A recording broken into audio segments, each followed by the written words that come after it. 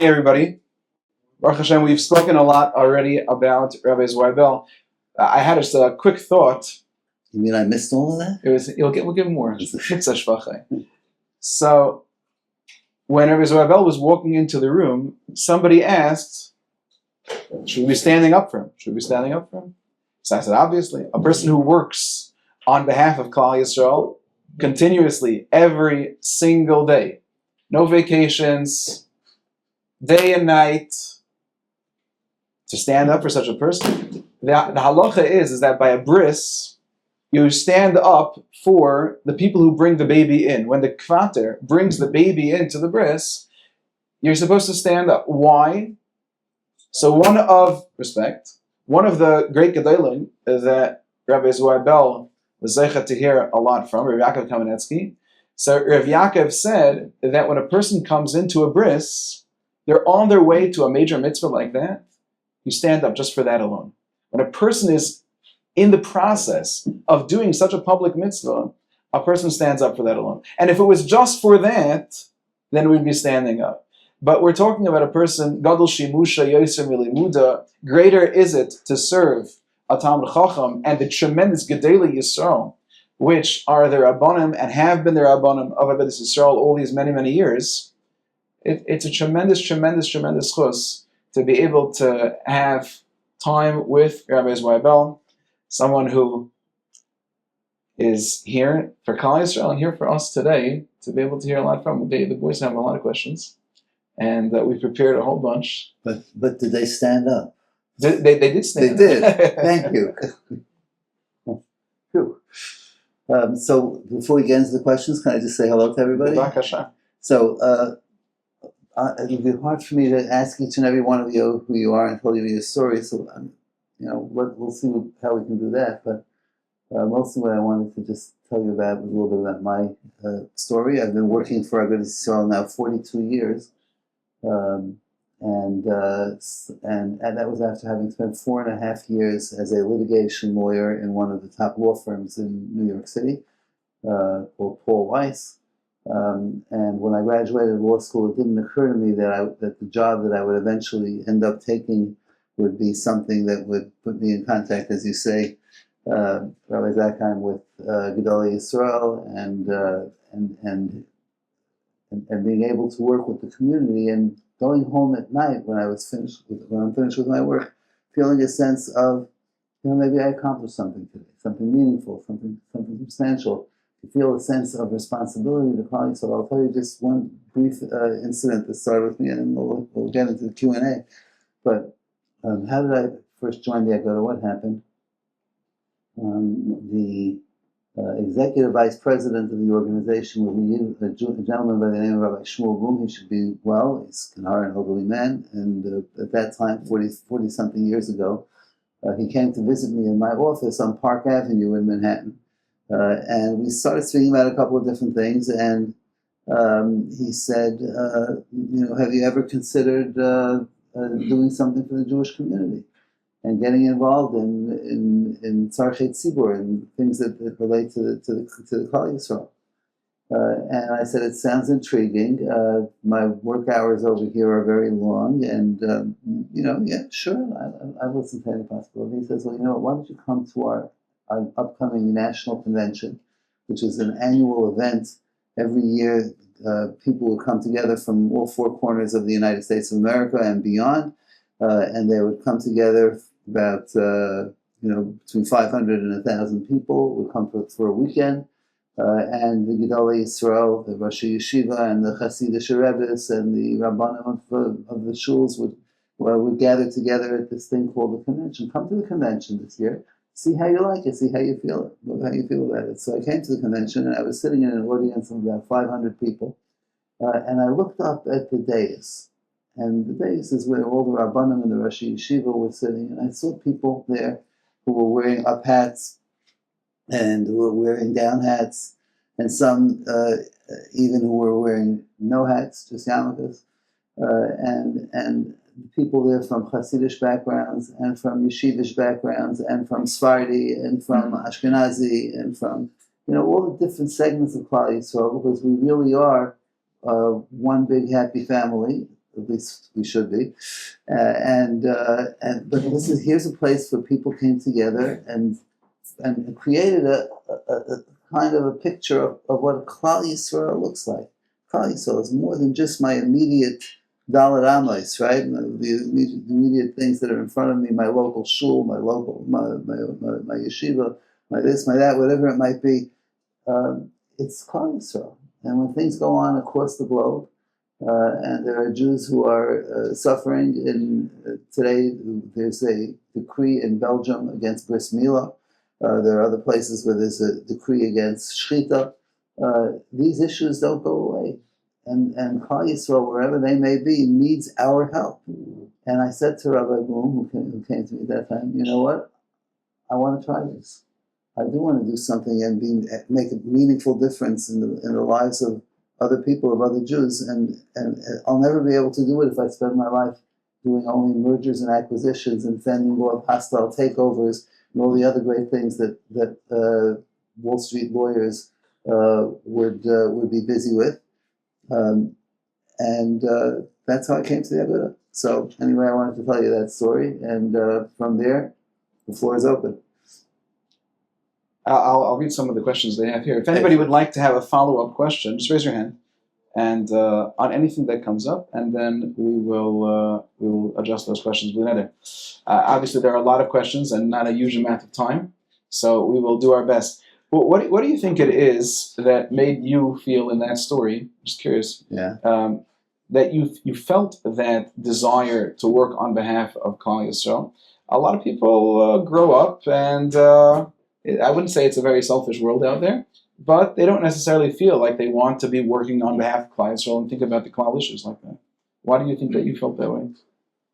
It's an interesting question. In part, it's because I think my Rosh Yeshiva at that time, Rabbi Gedalia Shor Zecher Tzadik Livracha from Yeshiva Torah Vodaas, used to encourage us to get involved in community types of projects, whether they be Kiruv Rechokim or whether they would be other different types of things, and I took it to heart.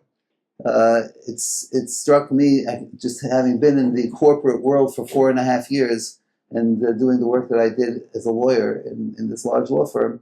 It struck me that when I came home at night, I knew I was tired. I knew I thought back at what I had done over the course of the day, and I said, well, I'm not sure what we accomplished actually in terms of being satisfied with what I was doing. But when the recipients of whatever my talents are my brothers and my sisters, I mean Klal Yisrael, right? That makes it so much more meaningful. And if there's if people don't feel that way, if people say, well, you know, I'm just in it for myself and my own immediate family, and that's it. I mean, I can't get involved in other things. I'm too busy. It doesn't attract me. Well, that's a problem. That's an issue. And you know, I think one of the things when Mitzvah Hashem, you're going to graduate from the yeshiva, whenever that is, and you're going to walk away from the yeshiva halls. What are you going to remember? What are you going to remember? You're going to remember the Gemara that you learned. You're going to remember the kasha that Taisvus asks on Rashi's pshat in a Gemara. Maybe if you do, that's great. But I'm going to suggest that you should remember another thing too. That you're part of a yeshiva, and you're part of a community, and you're part of a Klal Yisrael. That's part of what the yeshiva experience is supposed to bring to us. The sense of achrayus, responsibility to our brothers and sisters, whether they're across the globe or across the street, whatever it may be. There are things that need to be done, and we need good people. And by the way, you can be a Wall Street lawyer, or you can be a doctor, or you can be a businessman, or whatever it is that you're going to be, and still set aside time to do these kinds of things, get involved in these kinds of projects, which are so important for Klal Yisrael because the needs are so great. Okay. Somebody asked a question. It was like a 19-part question, so I'll put it into one point. The question is that Agudat Yisrael does so many things. Before you arrived, we were discussing a story even about Kvarim in Europe. It's something helping with that. Advocacy in the United States, around the world, dealing with a lot of legislative issues, bris milas, shchita, and really yeshiva issues, a tremendous amount. how does the Aguda decide which issues are not issues that they're going to cover? There's thousands and thousands of issues that are covered. How do they decide which issues not to cover? The example that this person brought up is that they had an idea of summer camps, perhaps. What can summer camps be listed as schools, being that they have education in summer camps, and perhaps it would help with funding, or without getting, I don't know why it's controversial, but the fact that Flatbush does not have an Erev to be able to help out with that, to construct it, or and a third example, the person came up with a lot of examples. He wanted to know actually how it is that a person can call and go to the hotline to offer up his 29 examples of ideas that service to the community, yes. As I just said. This is the censored part. That's exactly. Exactly. I see. So how does that really decide what topics not to address? Is that meant as an alarm clock? Am I putting anybody here? I apologize. So how do we decide what to get involved in? Very often, you heard before that we work together with the Gedolei Yisrael, with the great Rosh Yeshiva and Rabbanim. There's a body called the Moetzes Gedolei HaTorah, which is in English, I guess, the Council of Torah Sages. And this group of Rabbanim and Rosh Yeshiva get together from time to time, and they listen to presentations from people who want to bring their issues before the Gedolim. And because we look to the Gedolim as the people who are the ones who set policy for Klal Yisrael, the ones who decide, in fact, which issues should take precedence over other issues. To what extent should we be involved in the debate in Eretz Yisrael over a variety of different things relating to the Haredi community over there? Should we be involved? Should we not be involved? Those are the kinds of questions sometimes that are sensitive in nature.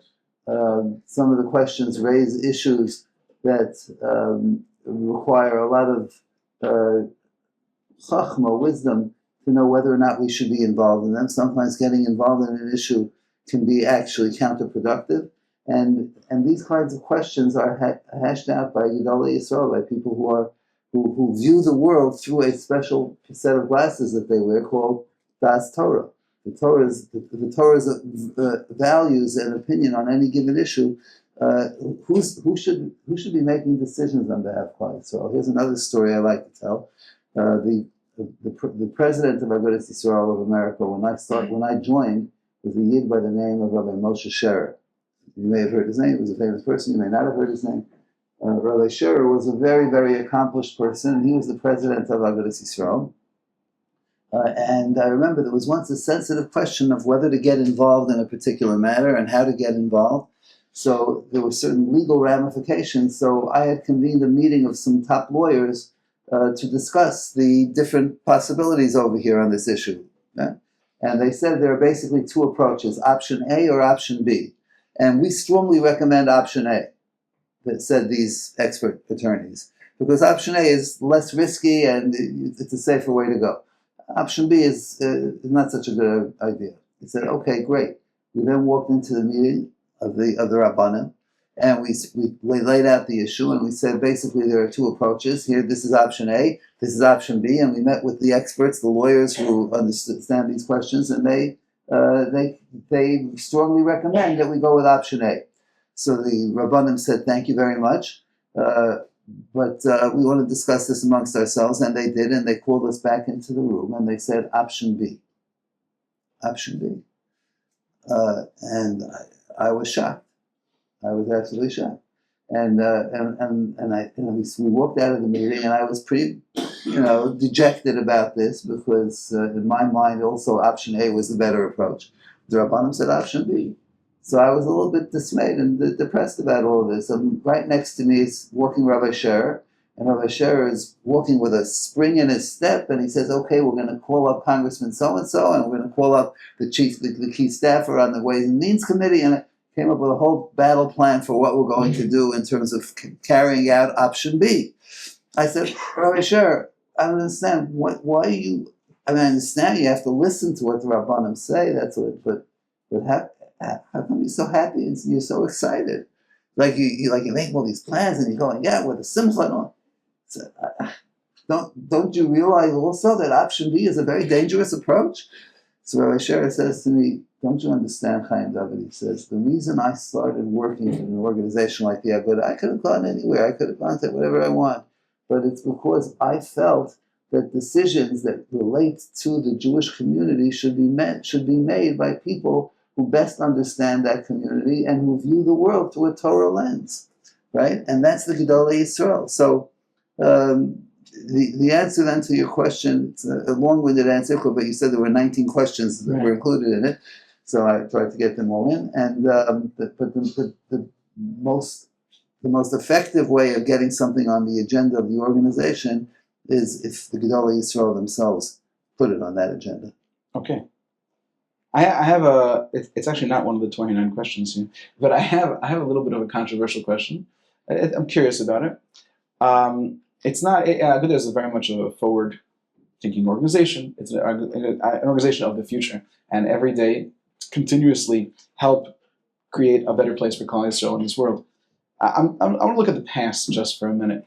Many years in the past. One of the very sad points in our history was obviously during the Holocaust, but a certain part of the Holocaust was the American response, the Jewish response in the Holocaust, when people felt like not enough was happening. Obviously, out as relates to the Orthodox Jewry, there were the March of the Rabbanim on Washington, and the Vaad Hatzalah did everything they could. But at that time, the Orthodox organizations were not as powerful as they hopefully are right now to be able to do that. Do you ever look back at that time and think, if Agudas Yisrael was around then, what we could have done?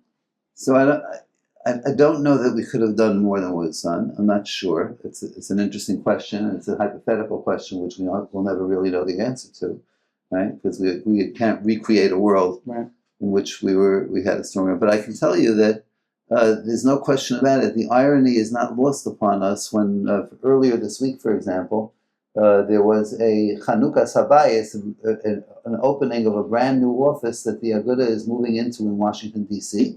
We've had a Washington office for a number of years, but it was a small office. Now we're expanding. We're adding on some additional space into a new area.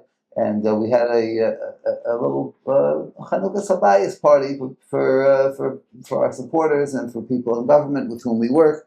For a United States senator came, a couple of congressmen came, and it was a very beautiful gathering.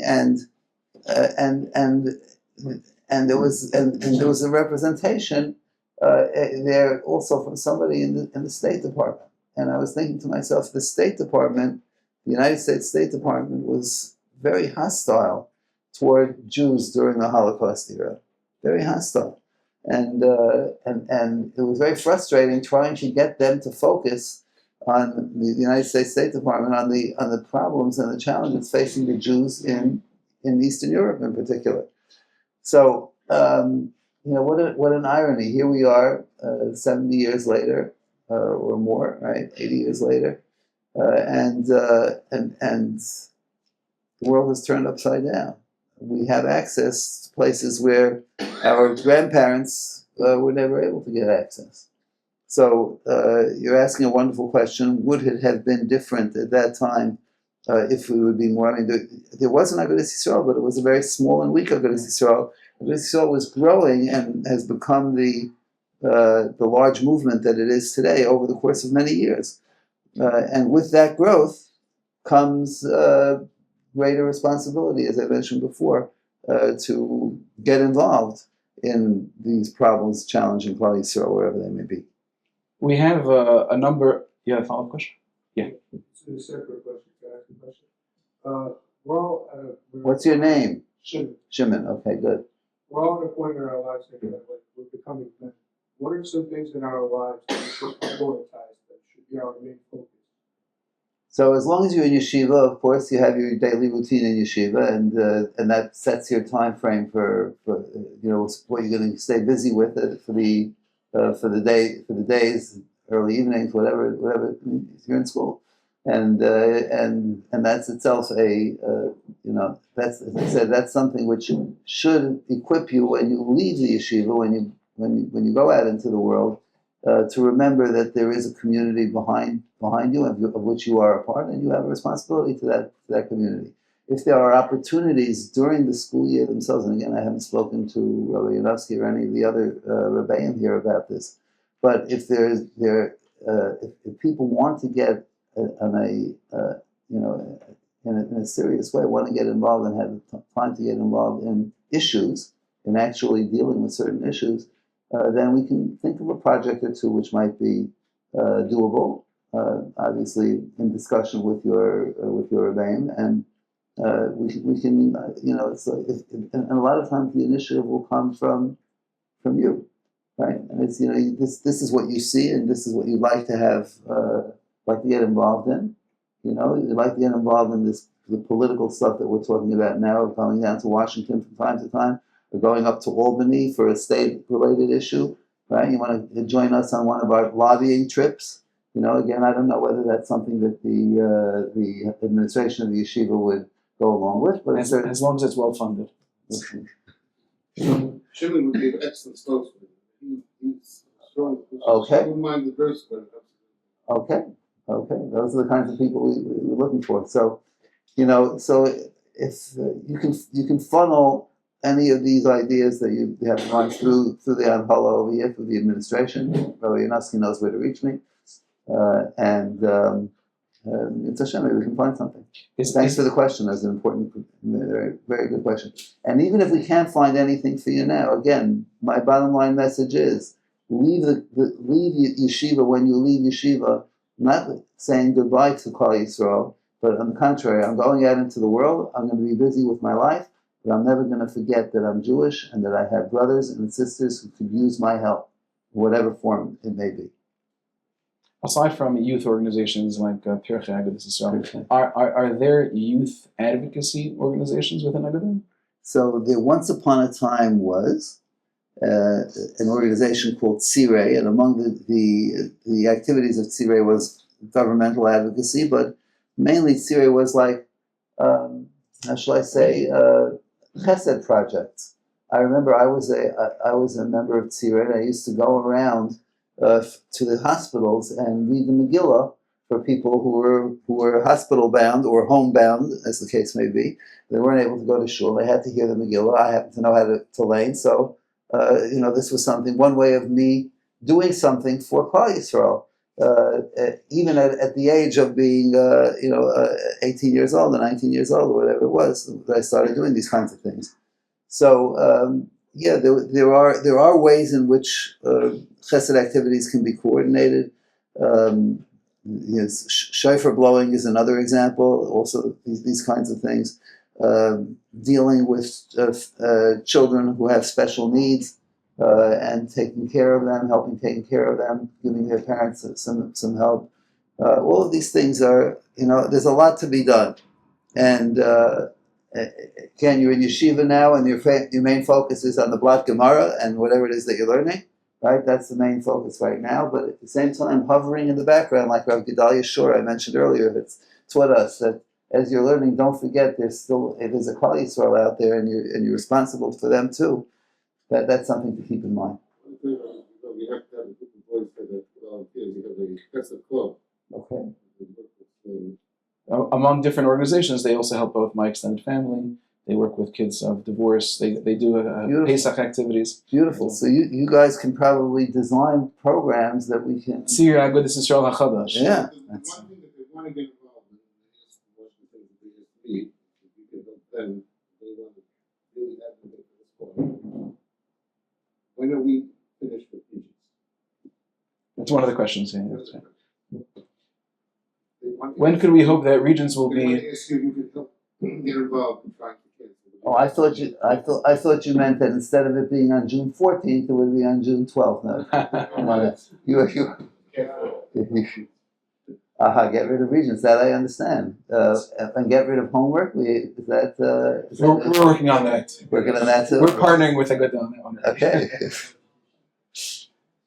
Hey, Rez, you had a question? Yeah. What type of mindset should somebody have if they also want to help out their community? What kind of mindset should they have to motivate themselves to help out their community or stuff? Well, I guess the first thing you want to ask yourself when you look in the mirror is, what do I want to do with my life, right? That's an important question. And I'm giving you a little bit of a nudge in a certain direction. What you want to do with your life is whatever you want to do with it. Right? Go make a lot of money, open a business, whatever it is. But don't forget who you are and where you come from. Right? You're coming from Klal Yisrael. You're coming from this yeshiva. You're coming from the Flatbush Jewish community. You're coming from, is your background Ashkenazi, Sephardi, whatever it is. Iraq. But It's from Iraq. From Iraq, okay. So that's a big deal. And there are other ways that you can help on some of these international things. It's a question of looking at the mirror and asking yourself, what do I want to do with my life?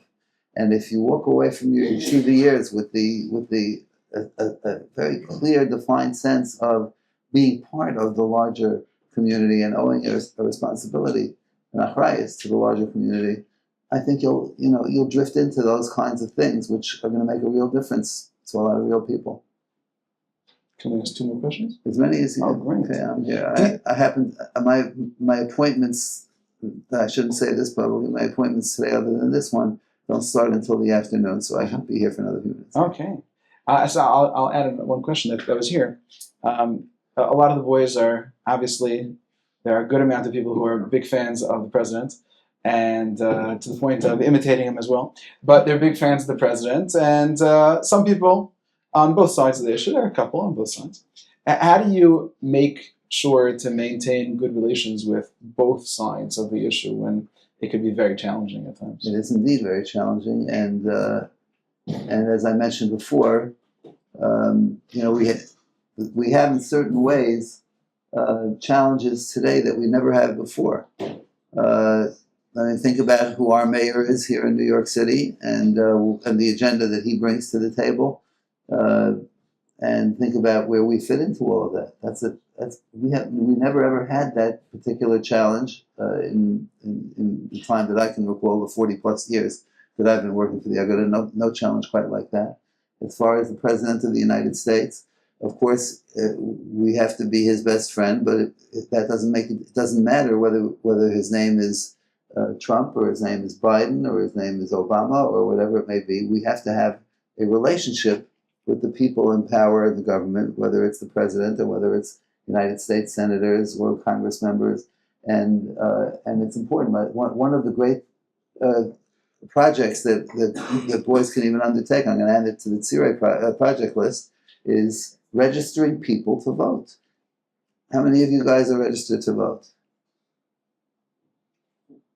Not too many, right? And these are, we're speaking about boys who are over 18. There are a few over 18 already. There are a few over 18. Okay, is this on your agenda, on your in a radar screen at all? It will be. It should be, and it will be. It's very important because how are we able to work with both sides of the aisle in these kinds of advocacy efforts that we do? The answer is that they look at us and they have respect for us because they respect numbers.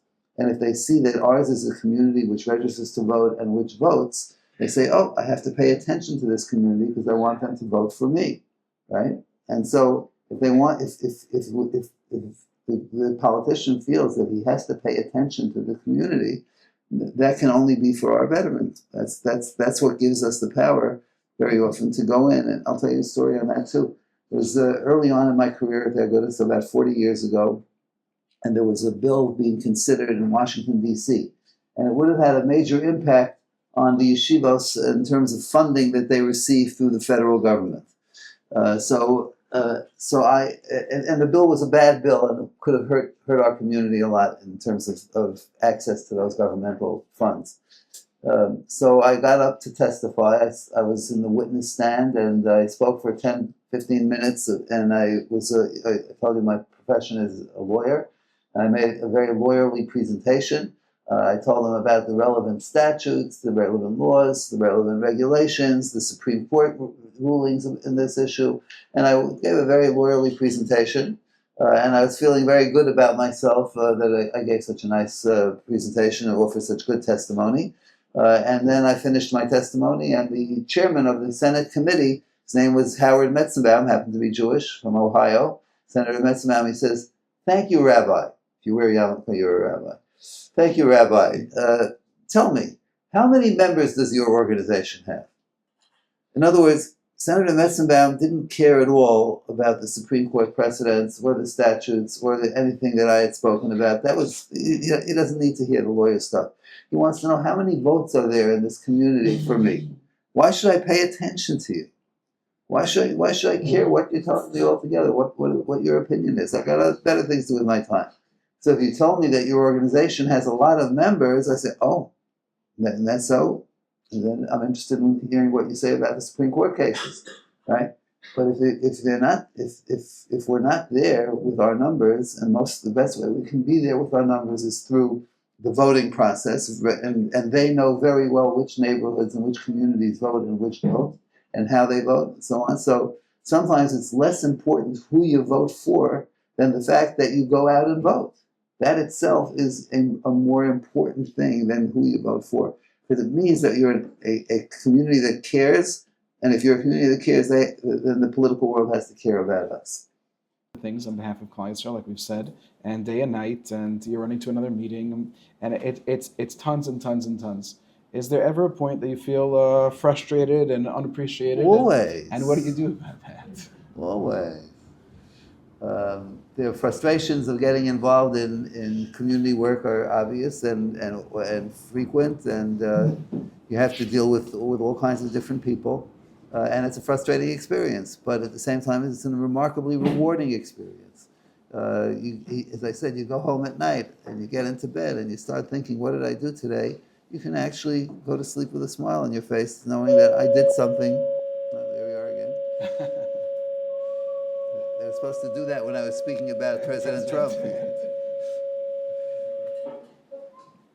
So you go to bed at night with a feeling of satisfaction that you accomplished something, and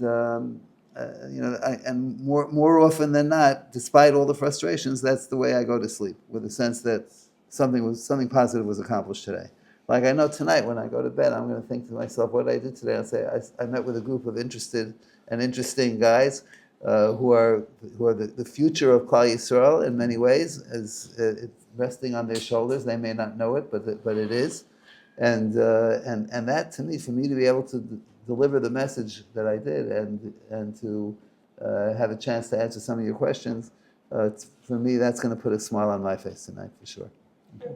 Is that what you think about in order to deal with the frustration? To do what? Is that what you think about in order to deal with those frustrations? Frustration? No, I mean, I don't think so. I try not to allow the frustrations to overcome.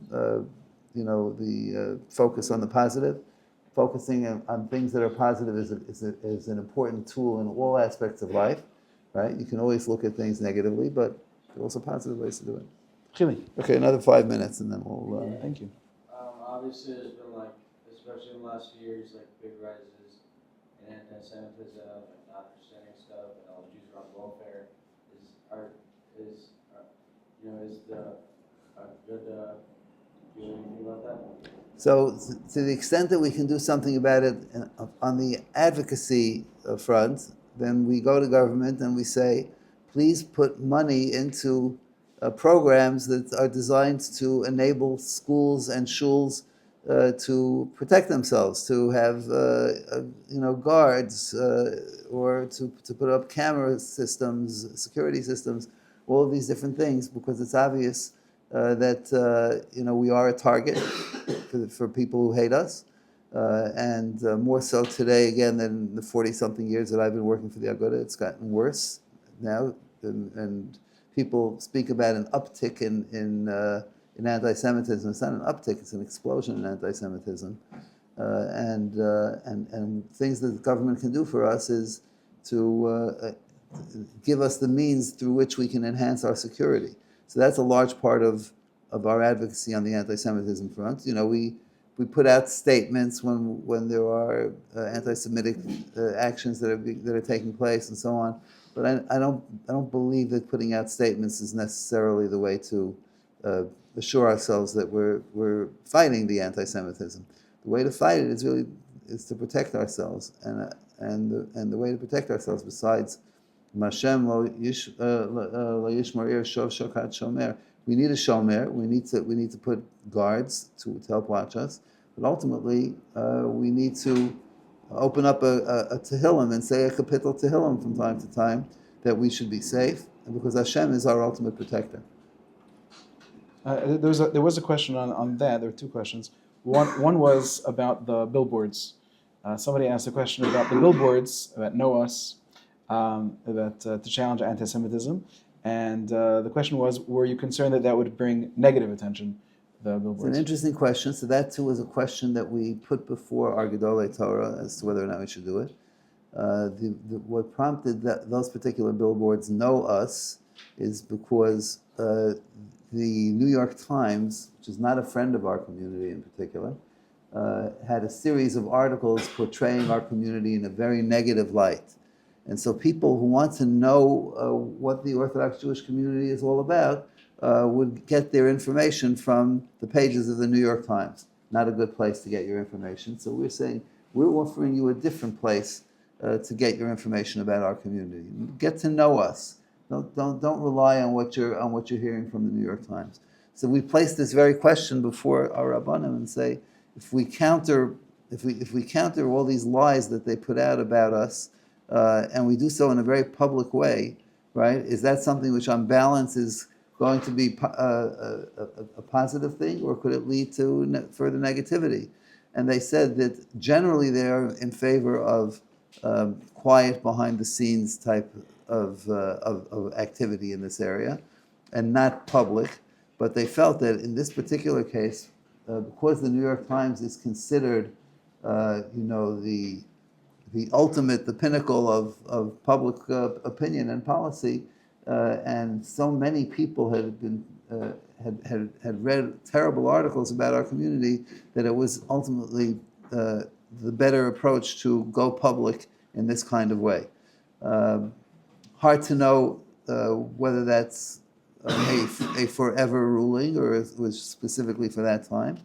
I guess we'll see as time moves on. Have you personally experienced anti-Semitism as part of your job? As part of my job, I can't say that I have. You've never walked into the Senate and a senator was wearing a white hood? No, I haven't seen it. I remember some incidents growing up as a child, but it's in the professional work that I've done and in the professional spheres in which I do my work, I haven't encountered anything like that. Answer the question. Did you ever miss out on a great opportunity for Shabbat? For Shema? Yeah. Have you ever sacrificed something because of Shmir Shabbos? Okay, Shmir Shabbos is an easier one for me to answer, and the answer to that is yes. I recall that there was an emergency effort to obtain a certain body organ for a very sick person who required a transplant of that organ, and this information, and it was a matter of life and death. And this came to me on Shabbos, this information, and I had a contact in the White House at that time, whom I would have called, but I figured, okay, let me wait until after Shabbos. They said, no. If this is a pikuach nefesh matter, then you don't wait. Every hour, every minute counts, right? And so therefore, make that phone call now, and you should help save this person's life. So that was the most dramatic example of where I've done something which, was very, very uncomfortable for me to do it. And it occurred to me that I would have to do Chol Shabbos. But yeah, sometimes that happens, and sometimes there literally are life and death situations. We have situations today of people in hospital settings who are who require certain medical interventions, and advocacy has to be done on their behalf on Shabbos. Sometimes going even to court and asking the court on Saturday to prevent the hospital from pulling the plug that maintains the patient on care, on medical care. So that's one of the things that happens, but not frequently, Baruch Hashem. Just one final question. There's a lot of hero worship going on in around now by all people, certainly as it relates to the president. A lot of people were very involved in the hero worship with a certain sports team last night. And just in general, sports stars, rock stars. 5 Knicks.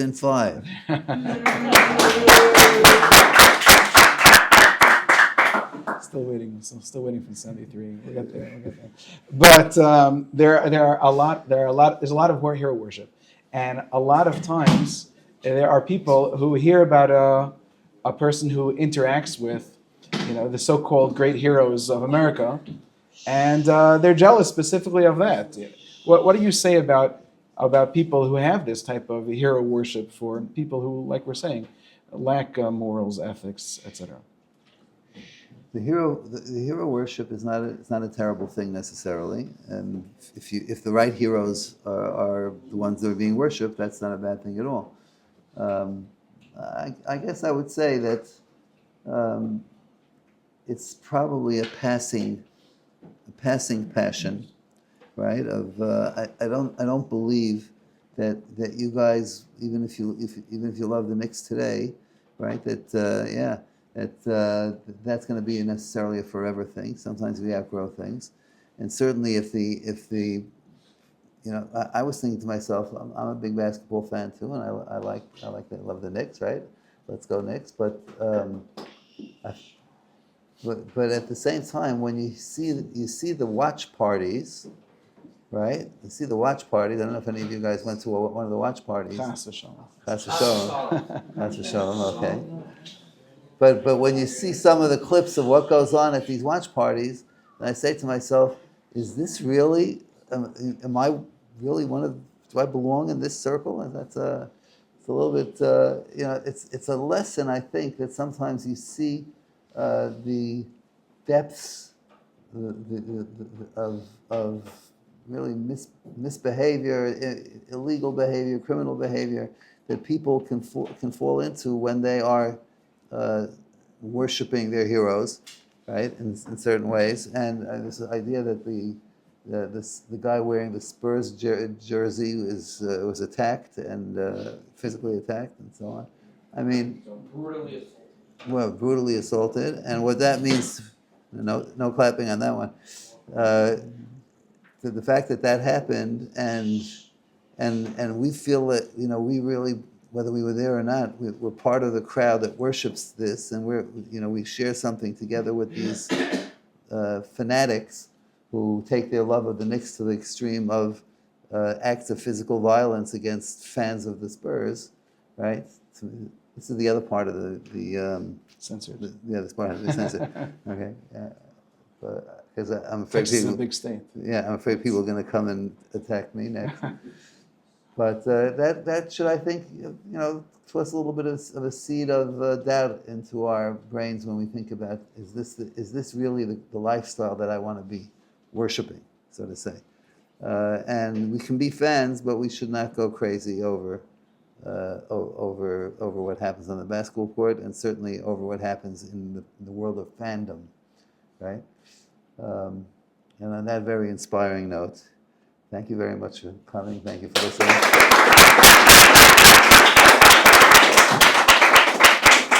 We have one final bracha.